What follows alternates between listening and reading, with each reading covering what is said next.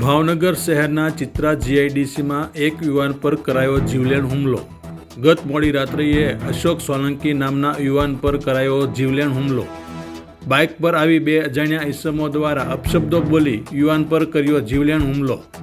યુવાનને પેટના ભાગે છરી મારતા યુવાનને પહોંચી ગંભીર ઈજા।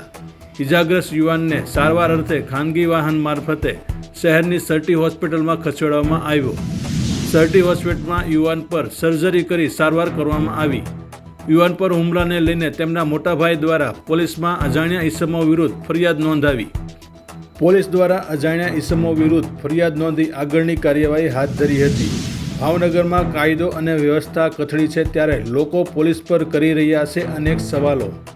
ભાવનગરને લોકો હવે યુપી બિહારના શહેરો સાથે સરખાવી રહ્યા છે। ભાવનગરમાં પોલીસનો ડર આવારા તત્વોને રહ્યો ન હોય તેવું લાગી રહ્યું છે। પોલીસ દ્વારા કોઈ કડક કાર્યવાહી કરવામાં આવે તેવું શહેરીજનો ઈચ્છી રહ્યા છે। નોંધીભાઈ ગીરભાઈ સોલંકી મારો ભાઈ ચિત્રા જીઆઈડીસીમાંથી ભાવનગરની સાંજે ઘેરે આવતો હતો તો અજાણ્યા બે વ્યક્તિ એને ભેગા થયા અને કાંઈક બોલાચાલી થઈ અને પછી હું મેટલ હતી કાંઈ ખબર ના પડી એ ભાઈ સીધે શરીરનો ઘા કર્યો અને મારો ભાઈ લોહાણ હતો અને મારા પપ્પા તેને ઘેરે લાવ્યા કોક આવ્યું થઈ ગયું એટલે પછી અમે ત્યાં દવાખાને સારવાર માટે લાવ્યા અને પછી અમે પોલીસ ફરિયાદ લખાવી છે। એ લોકો કેટલા વ્યક્તિઓ હતા બે અને વ્યક્તિ હતા।